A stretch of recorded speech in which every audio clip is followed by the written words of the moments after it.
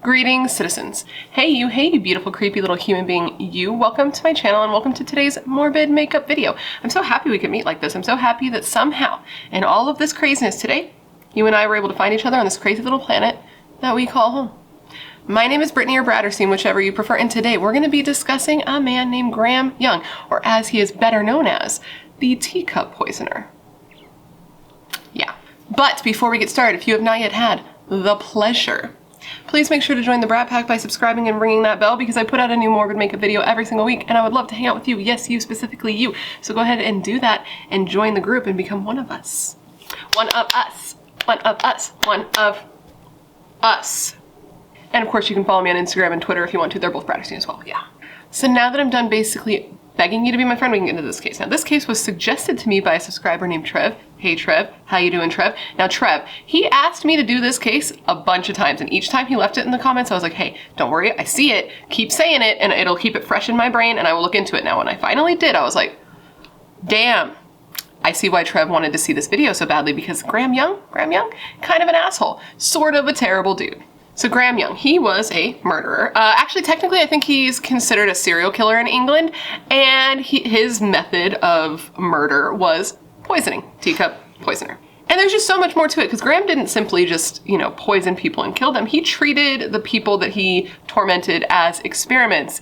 He would give a little poison, jot down what would happen. Sometimes he would just prolong their torture and then let them get better. He was just like an all-around messed up dude, and there's a lot to it and it's a pretty long story, so I think I should just get into telling you about it. So come, gather around and let me tell you the gnarly story of Graham Young, the Teacup Poisoner. Graham Frederick Young was the youngest of two children born to Fred and Bessie Young. He was born in a suburban area in North London, England called Neasden on September 7th, 1947, making him a Virgo.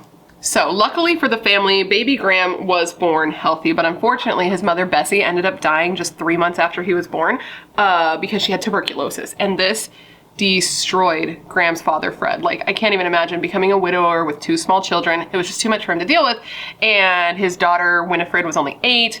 Graham was a newborn baby, and he was like, yeah, I can't do this. So he ended up sending his children to live with family, and he didn't even keep them together. He sent his 8-year-old daughter Winifred to live with her grandparents, and he sent baby Graham, newborn baby Graham, to live with his aunt, also named Winifred. So we'll call Aunt Winifred, and then we'll call the sister Winnie. So Graham spent the first couple years of his life with his Aunt Winifred and her husband Jack, and Graham became very, very attached to them naturally. I mean, he was a newborn baby. This was the parental figure. It's all he knew, is what I'm trying to say to you. So when his father, Fred, decided in 1950 that he wanted to reunite his family because he had been remarried and now he had a new motherly figure in the picture to help take care of the kids, baby Graham was like, what the fuck, no, this is not what I signed up for, and he had a lot of trouble with this transition. He just did not adjust well to the change. He was probably likely a bit traumatized, because this is now twice in his life, though he was a newborn when the first big thing happened, it's twice now in his life where he has had his entire world completely uprooted and he's moved around, and these are very formative years, and it's been proven that big changes like this and a lack of stability is just not good for small children while they are developing, you know, obviously. I'm not saying that this is why he turned out the way he did, because like there's no excuse for him and he sucks, but you feel bad for him as a kid for sure. A lot of these people you feel bad for as a kid, but it doesn't explain the monsters they become. As Graham grew up, he was considered a bit of an odd kid. He didn't have very many friends at all, and it's mostly because like kids didn't really like him, and he didn't seem particularly interested in making friends anyway. He was the type of kid who just wanted to sit alone, do his thing, always with his nose in a book. And what was his favorite genre of reading? True crime. Which people see this as like a red flag, and like maybe in his case it was a red flag because he does go on to do some pretty tough shit, but normally I don't see just being interested in true crime as a red flag. Otherwise I'd be looking at all of you a little sideways, and at me a little sideways. So of these true crime stories that Graham would read, one that was of particular interest to him was a man named Hawley Crippen, Hawley. I believe it's pronounced Holly. Now this is a name that was completely unknown to me prior to looking into Graham's case. I had never heard of this guy, so I looked into him because I needed to understand why he was so interested in this guy. Now this guy, Hawley Crippen, is a man who in 1910 murdered his wife and dismembered her body and buried her under their basement. And when her body was finally recovered and they looked into her cause of death, guess what it was? Poisoning, which is particularly interesting when we think about Graham's future. I mean, he is dubbed the Teacup poisoner. Now, if that wasn't bad enough, when Graham was a little bit older and, you know, the double digits, he got interested in another just stand-up guy. I don't know if you guys have heard of him, but his name was Adolf Hitler. Are you familiar? Well, Graham just loved Hitler. He thought he was just a super cool dude. He started reading all about him. He would start wearing swastikas to school. Real chill stuff. And anyone who would listen, he would just let them know that, like, Hitler was just a really misunderstood man. You know, in case you did not know, Hitler, A-okay, not a terrible person, according to Graham Young. Graham was also into a little bit of witchy shit, which isn't necessarily a bad thing, but combined with all the other stuff he was into and the stuff that he ended up doing with this interest wasn't so great. So he would tell everybody who would listen to him again about, you know, witches and the occult and shit like that. And he ended up inviting some, like, neighborhood kids to this makeshift occult ceremony where he sacrificed a cat, which is the part where I'm like, not so tight, Graham. And apparently, like, this probably wasn't an isolated incident. I don't think it was ever proven that he was involved, but around the time that he showed these kids this sacrifice, a lot of other cats in the neighborhood had started going missing. So it is suspected that Graham probably had something to do with that as well, which we do see in a lot of serial killers murdering animals when they're young. So it's not that far-fetched. And to clarify, I'm not saying there's anything wrong with being a witch. There's just something wrong with being Graham Young. True crime books and books on Hitler and books on the occult were not his only interest, however. Graham had one other big interest that would come into play later in his life, and this was chemistry and toxicology. He was super into that from a very young age, and he found that at school there weren't very many classes that offered, you know, more information on these subjects, so he read as many books as he could, and his father was like, oh, cool, he's got an interest, he's got something he's excelling at, let me nurture this. So he ended up buying Graham a chemistry set so that he could continue his self-taught education. And Graham loved this chemistry set. He used it all the time, and around this time the kids at school even started calling him the mad professor, and it wasn't out of love, it was out of, like, teasing him, but I'm pretty sure he didn't mind it.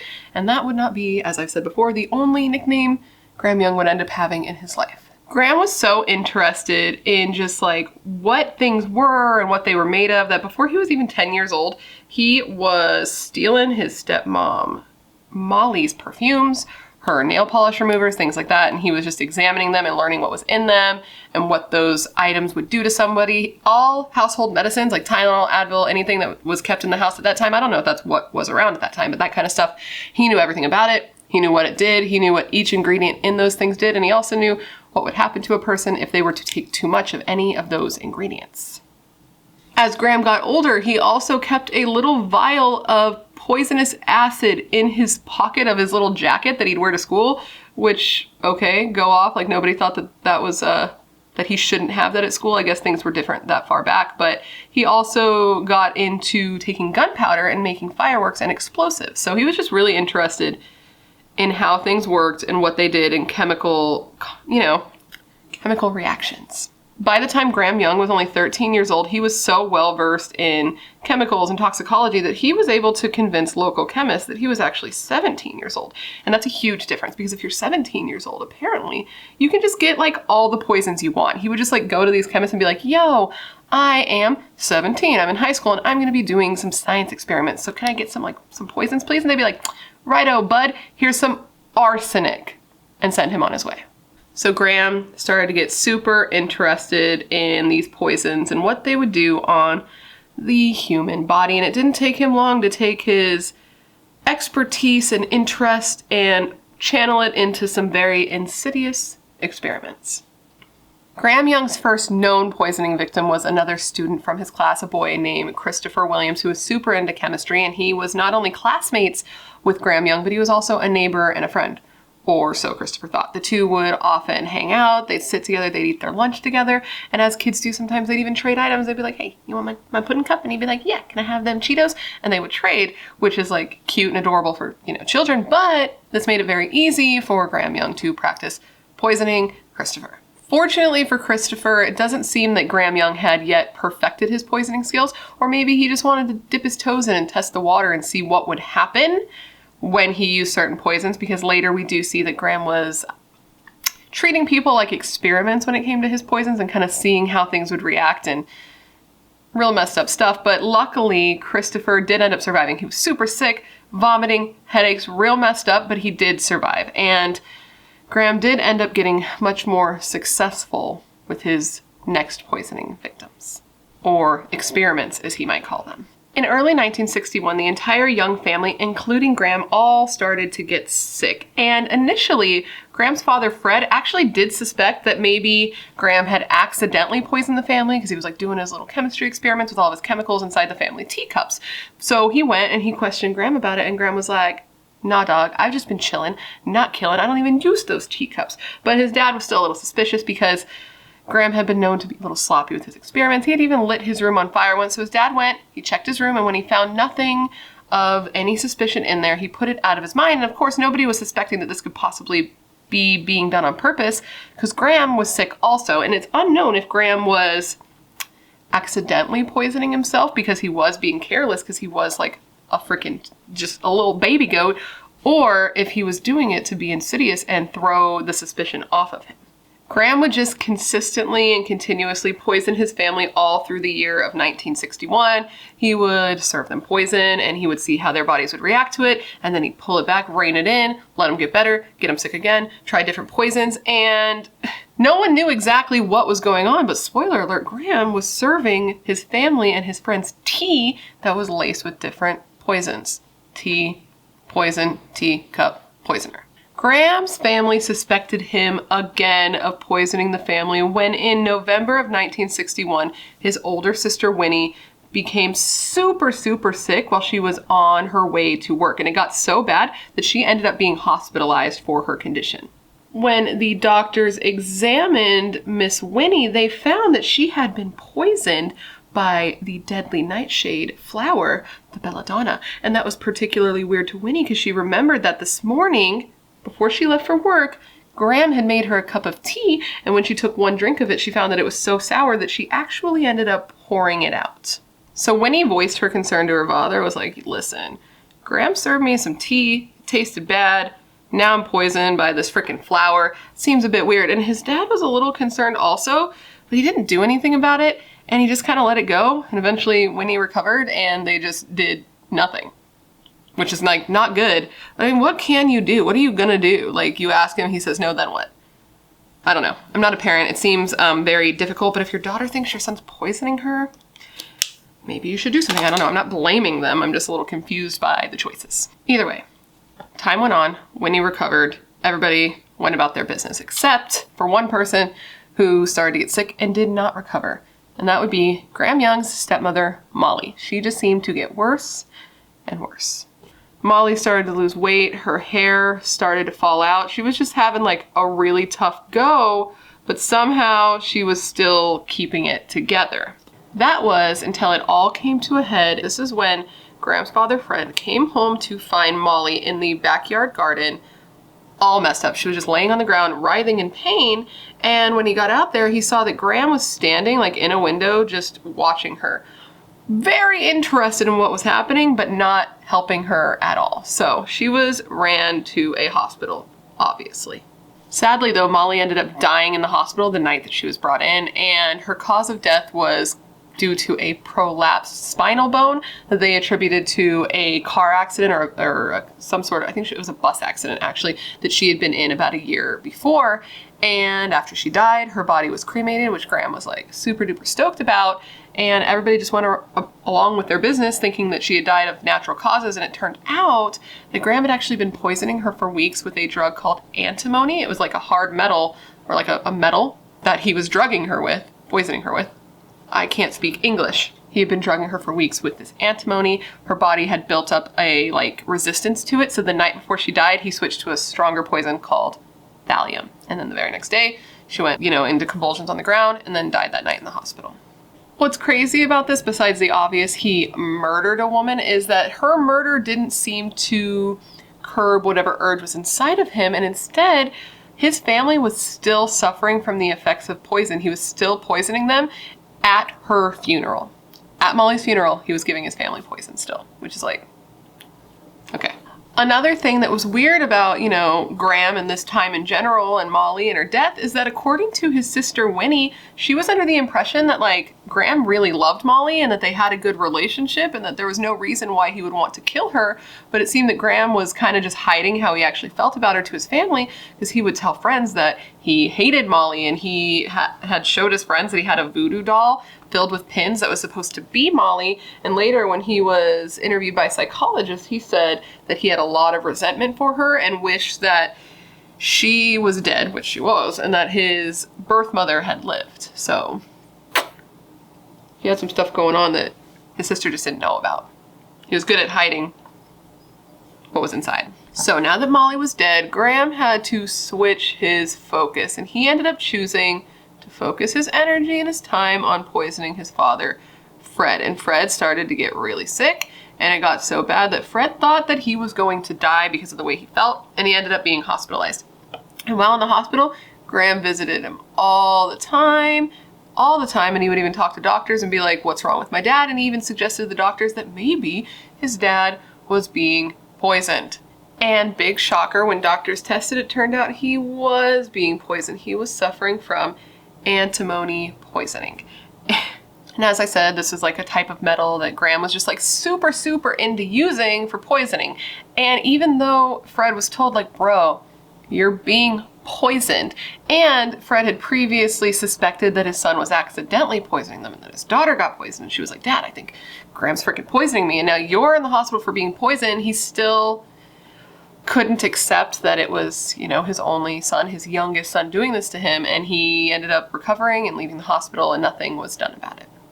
Excuse me, what I mean when I say that nothing was done, I mean nothing was done by his family, because it actually didn't take police long to get, you know, Graham on his radar, because Graham had this chemistry teacher at school who was starting to feel a little weird about Graham and had decided that he wanted to look through Graham's desk because, I don't know, maybe because this kid was super weird, super into chemistry. People around him were like getting sick all the time, and he carried a vial of poison in his pocket. Maybe that's why, but either way, he went into Graham's desk, and this is where he discovered a ton of stuff. Inside, they found stashes of poison, a bunch of writings on different poisoners and murderers, a bunch of drawings of dead people who are being poisoned. I'm sorry, it's just like ridiculous. And just for some reason, Graham just kept all of this stuff in his desk. Maybe it's because he didn't want it to be found at home because like everybody there was already sort of suspecting him, but either way, the teacher saw this and was like, that's fucking weird, and called the cops. I did actually see two accountings of how police intervention came to be in this case. I did see the chemistry teacher story being told more, but just in case you heard the other version, and just in case that's true, the other version is that when the family started to come down with poisoning, his Aunt Winifred had remembered, like, this kid is pretty into poisons, because even after he went back to live with his dad, he was still close with his aunt, and that she was like, he's really into chemistry, this is a little bit weird, and that she sent him to a psychiatrist, and after the psychiatrist talked to him, the psychiatrist called the police. But I don't know which one is true. I did see that the chemistry teacher calling the police was more reported. Maybe it's a little column A and a little column B, but I just wanted to tell you both in case you've heard one or the other and you're like, listen, bitch, you're wrong. Like, I don't know for sure. These are both of the things that I've read. Okay? Okay. And I personally believe that it was probably the chemistry teacher, because that just seems more likely to me. So after police were called, Graham was told that he needed to sit down with some psychiatrists. So he was sat down with two separate doctors, and they determined then just how like extensive Graham's knowledge was on poisonings and poisons' effects on the body. The psychiatrist also determined that Graham had a personality disorder, which, like, big shocker, the kid with no friends who's poisoning people has a personality disorder. But they also said that he was schizophrenic, which I found interesting because I haven't really seen much on that point. And last, they said that he may have been autistic, somewhere on the spectrum, which autism does not a poisoner make, but the social, what's the word I'm looking for? The lack of social skills, the being alone, the being super freaking smart, but on one thing, that does fit into like the autism spectrum for sure. I know a couple people with autism, and they're both geniuses, incredibly smart, but you know, socially, there's a little bit of a difficulty there, just like with Graham. While being interviewed, Graham actually admitted to the poisoning. He admitted to poisoning his sister Winnie, he admitted to poisoning his father Fred, and he admitted to poisoning that friend of his, Christopher Williams. Now, when it comes to his admission on the poisoning of Molly, I saw two different accounts again. One account said that he did not admit to murdering and poisoning Molly, but the other account said that he did take responsibility for that, but since she had been cremated, there was no way to determine if it was true. But either way, he did admit to poisoning his father, his sister, and his friend, so he was arrested in May of 1962 at the age of 14 years old. He was then committed to the Broadmoor Maximum Security Hospital, which was an institute for patients with mental disorders who have also committed violent acts. And he was initially sentenced to stay for a minimum of 15 years. Apparently, though, if a person was found to be sane while in that hospital, you could get out sooner. Graham was the youngest inmate who had been in that hospital in nearly 100 years. Now, do you think Graham stayed out of trouble in the hospital? Do you think being there helped curb him of his murderous poisoning appetites? No. Almost immediately, a fellow inmate, a man named John Barrage, died of cyanide poisoning. My immediate question was, who the F is making cyanide accessible to Graham Young? But it turns out that Graham Young actually did confess to the people that worked there that he had poisoned this man with cyanide, and he said that he was able to make the cyanide from the leaves of a laurel bush, which is just like, this kid was so smart. But when he admitted to this, they did not take him seriously, because apparently a bunch of people admitted to it. So they didn't take the poisoner seriously about poisoning this man, and they instead ruled his death as a suicide, which I think was a mistake, but that's just me. And while in the hospital, Graham was studying medical texts and sharpening up his skills, and it was later found that while there, he was actually trying to poison the staff and the other inmates like the whole freaking time. He was adding things to their drinks. He added this thing called a sugar soap to, which I guess is hella poisonous, and he added it to like this communal tea thing where everybody would get their tea, you know? And luckily this was caught, and it was found that this was in the tea prior to all of these people drinking it, because if they had all drinking it, there would have been a lot of poisoned people. So even though all of this was happening, somehow they were not tying these incidences to Graham Young. And Graham knew that if he acted, reformed, and like, oh, I'm totally over that whole like poisoning obsession thing, that he would be out of the hospital sooner. So he was able to conceal his crimes very well. And I just think that this is crazy because, okay, hear me out. I know there's a lot of bad people there, but all I'm saying is that if I worked at a place and a bunch of things started to get poisoned right after a poisoner was admitted to the hospital who also admitted to poisoning another inmate, I may look harder at the poisoner. That's just me though. Either way, he was suspected, but it's never been proven. Graham said of his experiments, and I quote here, "It grew on me like a drug habit, only it was not me who was taking the drugs." After just under 8 years in the hospital, the doctors who had been examining Graham determined that he was cured and recommended his release, stating that Graham was no longer obsessed with poisons, violence, or mischief.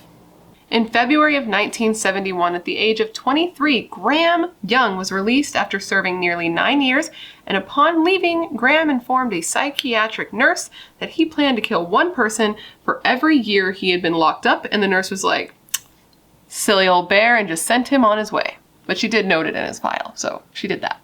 So when Graham was released, his father wanted nothing to do with him reasonably. And so he was talking with his sister, and they still had a little bit of a relationship. They talked, and his sister decided that she would let him stay with her for just like a second, but she would not let him stay with her and her new husband long term.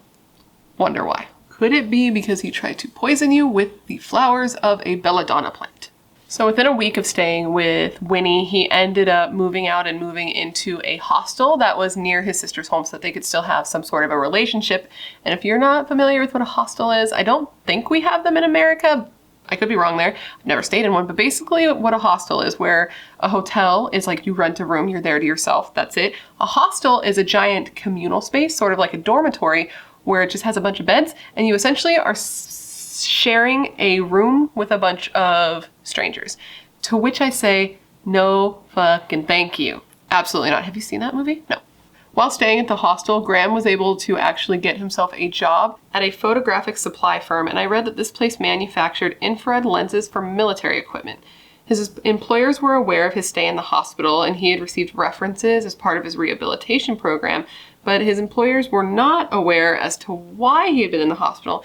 And maybe if they would have known that, they wouldn't have hired him, just simply because at this plant there were certain type of metals there, poisons like thallium, you know, the drug that Graham used to murder his stepmother, Molly. Well, these were used in the photographic processes.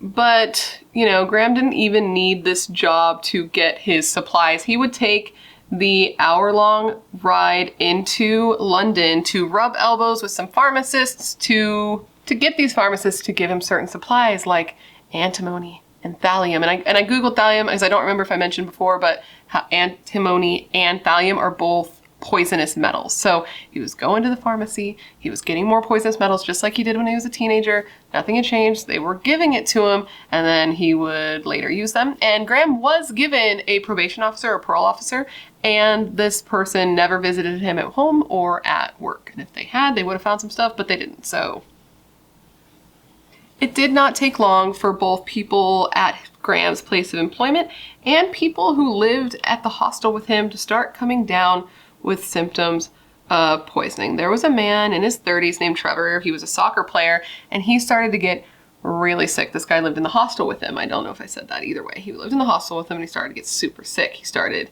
to vomit, get bad headaches. His body started to swell, but eventually he did recover. Graham let him live, and he was able to heal mostly. Apparently he had some pretty intense underlying Graham, no. Intense underlying conditions, and he was actually never able to play soccer again, which is really sad for a soccer player. But he did live, so that's good. Apparently it's really sad too, because like this guy thought Graham was his friend, just like with Christopher when he was younger, but he still tried to poison him. And I guess there was another guy in the hostel who got really, really sick, and he ended up taking his own life from the pain, or so it is said. I don't think it was ever actually connected to Graham that he actually did this, so it's kind of up in the air, but people believe that it was Graham's fault that this guy killed himself, which is sad. And I couldn't find this guy's name anywhere I looked, which is also very annoying, but that's somebody who's attributed to Graham, but there's no proof, so take that how you will, with a grain of salt, as they say. At the same time, several people at Graham's work started to develop symptoms. They started to get dizziness, nausea, headaches, but at the time that this was happening, there was a thing called the Bovingdon bug going around, like a virus, so people thought that they were all just kind of getting it and passing it around the office.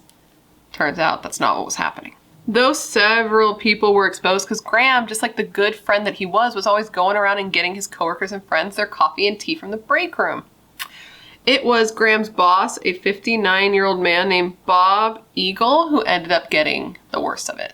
Bob ended up taking some time off of work to try to recover, and when he was off work, he actually seemed to get better, so he returned to work, and that's when it got much, much worse, and he ended up actually dying in the hospital. And from what I read, it was a really, really painful death, and it's just poor fucking guy. And I guess his cause of death was recorded as pneumonia.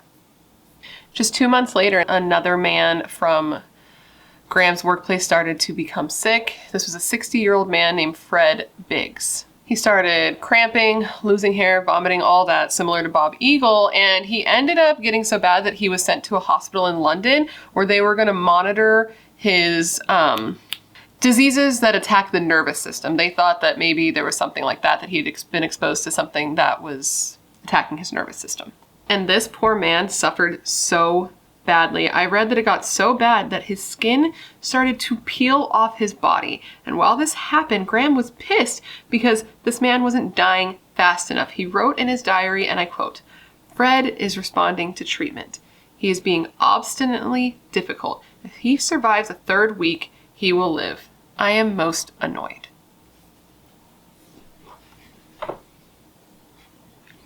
Graham's a monster, in case you hadn't figured that out yet. Sadly, though, Fred did not survive, and he ended up dying. And I don't want to ever say that somebody being killed is a good thing, but oh my God, dude, this guy's skin was falling off his body. And Graham was like, This guy's taking so long to die. How annoying. What a tool, man. What a tool. So people who worked at this office with reason started tripping because now there had been 2 people who had died both from the office, both experiencing similar symptoms. So they thought maybe there was something in the water, maybe there was a chemical leak somewhere, but when they looked into these things, everything came back traced to nothing. And people were stressed because there was a bunch of people in the office who were experiencing similar symptoms to the 2 men who died, but there were even more still who were experiencing totally different symptoms. And this is because Graham, in his infinite wisdom, was using different poisons on different people. 1, for experimental purposes, and 2, to keep people on their toes and make it harder to pinpoint one cause for all of these illnesses. So eventually the company ended up bringing in a doctor to like try to put everyone at ease. And they're like, listen, we've checked, there's nothing in this office that could be making everybody sick. We're sticking to, you know, health and safety regulations for the company. And Graham at this point got real cocky. Graham literally looked at the doctor and was like, well, have you considered poison? Have you considered thallium poison? You do know that that's used in photographic processes, right? And the doctor was like, this homeboy seems to know a bit about poisoning and the specifics of said poisons. Curiouser and curiouser. And this was particularly curious because, of course, they had not thought of this previously because prior to Graham's crimes, thallium was never used as a poison, at least not as a documented poison. There had never been a case of it that had been documented. I mean, that's not to say that it never happened because who knows what people get away with, you know what I mean? But it had never been documented as being used as a poison. So they were like, why would he even think this? I personally, which we'll get into a little more later, but I think that Graham wanted to be caught. I really do. I think he wanted people to know what he did because he was just so full of himself and wanted the recognition for his crimes. That's what I think, personally. And from what I read, once it was studied, this is just like such a bad way to die, such a messed up way to die. You suffer horribly. You get super sick. You're in incredible pain. You start throwing up from both ends, if you know what I'm saying. People lose their hair, their skin gets all messed up. Apparently their nerves get just destroyed and they go paralyzed. And a lot of people die from not being able to breathe. And then if you do live, the road to recovery is really rough. So anyway, the doctor ended up going to management with his concerns of Graham, and management was like, okay, that's weird. And they called the police. And when the police like talked to other people in the company, the story and the suspicion was corroborated because apparently Graham had talked to like a coworker / friend, somebody at the office he was like friendly with, and he was like, bro, I love toxicology. I love poisons. That's kind of my shit. He was like, so he had a big ass mouth, dude. So after this tip came in about Graham Young, things started to move pretty quickly, and they tested some people in the office and found that a lot of them were suffering from thallium poisoning. And this was, oh, by the way, the first case of deliberate poisoning from heavy metals, okay? Then police look a little further and they find that Graham has been institutionalized for what, people? Poisoning. And in searching Graham's, you know, home and his person and his space, they found his treasure trove of poisoning bullshit. A bunch of poisons, a bunch of diaries that were just filled with his research. People he had poisoned, the doses he gave, the types of reactions they had. He was just keeping heavy notes on all of his experiments, dude. Graham just really had some balls, right? Like, I don't know, it's so crazy to me because imagine if he hadn't said anything. If he hadn't been like, have you considered thallium poisoning? He might have gotten away with it. Like, I kind of doubt that he would have. I feel like eventually they would have figured it out, but like, he just couldn't keep his mouth shut and he was just like, look at me, look how smart I am, look at what I have done. I am such a scientist and a chemist and I'm amazing, and look at me, look at me. Tell me I'm good. Tell me I'm good. Tell me I'm good. Tell me I'm good. Tell me I'm good. If you can name what show that's from, we can be the best of friends. So Graham ended up being arrested just 2 days after the death of Fred Biggs. And at the time, he was at his dad's house, just chilling, visiting with his dad and Aunt Winnie. Chilling, not killing, right? And his dad, can you imagine? Like, his dad was like against him, knew that he had had problems, wanted nothing to do with him, was finally giving him just like an inch, and then boom, cops on at your door in the middle of the night, arresting your son for poisoning again. And at the time that Graham was arrested, he had a little vial of thallium on his person, and it made me wonder at first, like, was he gonna kill his father? Was he gonna try to poison him again? Was he gonna try to poison his beloved Aunt Winifred? I don't know. It's also possible because remember when he was younger, he liked to keep his little like vial of poison acid on him. Might have just been like a thing with him, but either way, he had it on him. You know what I mean? And in addition to that, when they searched his apartment, they had found the antimony, they had found the thallium, they found his diary that had all of that stuff in it, like I said, and they also found a bunch of Nazi shit because Graham Young sucked, and they found a bunch of drawings on his wall, like cartoon stick figure drawings of poison people, like holding poison bottles, and they're like, ugh, you know, like, think Graham.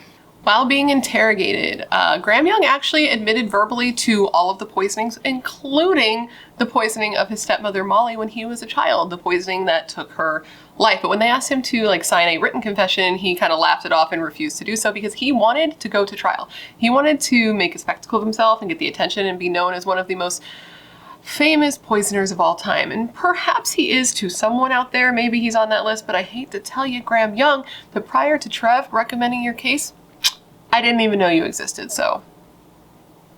With that said, Graham Young's trial started on June 19th, 1972 and lasted a total of 10 days. He was charged with 2 counts of murder, 2 counts of attempted murder, and 2 counts of administering poison. He pled not guilty, and it seemed to Graham that he felt pretty confident in the fact that he was going to be acquitted because his previous conviction for poisoning his family could not be entered into evidence at trial. Which I do not understand why, because fuck, like that would so clearly show that it's a good chance that he did it this time, but maybe it's because he was a minor at the time, last time, I'm not sure. But either way, he thought it was impossible that they were going to be able to convict him because he wasn't the only person who could have poisoned the office and wasn't the only person who had the means, the motive, and the opportunity to kill Bob and Fred. When it came to his diary, he planned to tell the court that it was a work of fiction. He was writing a book about poisoning. He'd always been interested in it. And he was inspired by the death that just happened to surround him, coincidentally. So he was just writing a book. And that pesky verbal confession, he was just telling police what they wanted to hear so that he could be done being questioned. He really just thought he was smarter than everyone else and thought that he had it all figured out. During this time, that's when the media deemed Graham Young the teacup poisoner, and this was the only thing about his popularity, fame, and notoriety that he wasn't a big fan of, because he felt that this name was sort of below him and it didn't adequately show his expertise and all of his intelligence. And he was the type of person who wanted to like seem as hard and aggressive and like evil for the cameras. He was always hamming it up, trying to like look mean and evil. And the teacup poisoner just sounded a little soft, and he thought world poisoner would have been a better choice, but that did not stick.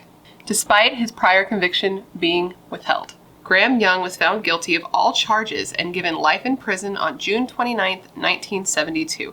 His own diary being a huge part of the trial because inside he clinically and without feeling described the effects of his poisonings on his subjects, the doses he chose to give, and whether or not he would allow these people to live or die. So Graham effectively put the last nail into his own coffin.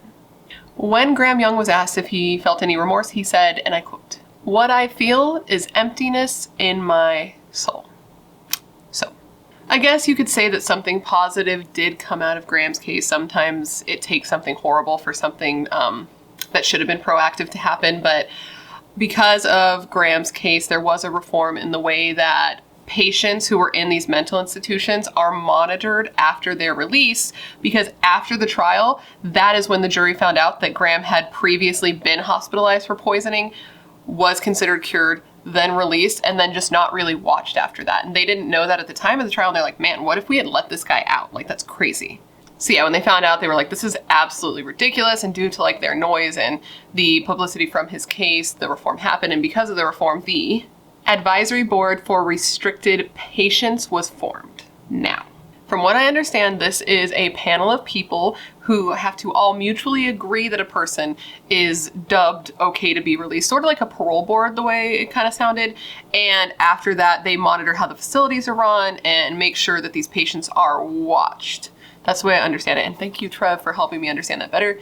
So I'm from America, and I had never heard of this before. And when I Googled it, it was a little unclear, so I hope that that's correct. Graham Young ended up being incarcerated at the maximum security Parkhurst prison. This is a place where they house the most dangerous criminals, typically those with mental issues. And it's so wild because while he was incarcerated there, he made friends with a man named Ian Brady. And if you do not know who Ian Brady is, boy, let me tell you something. Ian Brady is one half of the duo who committed the Moors murders, which, man, that case is one of the most heart-wrenching cases I've ever looked into. I haven't done a video on it because kids, but this man, Ian Brady, a literal piece of human garbage, and his girlfriend, Myra Hindley, another dumpster fire of a person. These two raped and murdered 5 children, okay? It's just terrible. But anyways, this is the guy that Graham Young became friends with. The two of them bonded over their love of murder and Hitler. Apparently, Graham even like sported a little frickin' Hitler stash while he was in the hospital because they let him do that for some reason.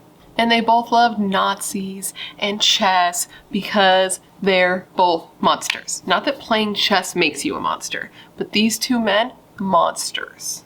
Apparently these two got close and Ian really liked Graham. It seemed like there was even a little bit of a romantic interest from Ian towards Graham, but Graham was like not about it. Apparently Graham was, according to Ian, asexual and was not interested in men or women. He was only interested and excited by power and death.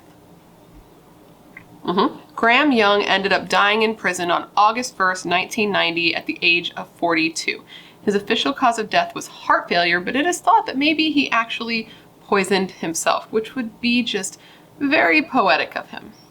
And who knows, heart failure at the age of 42? That does seem pretty young, but I'd have to imagine that they would have checked his blood for poisons just because of who he was, and I didn't see anything that said anything other than heart failure, but who knows, maybe he had gotten some new tricks and knew how to use an undetectable poison.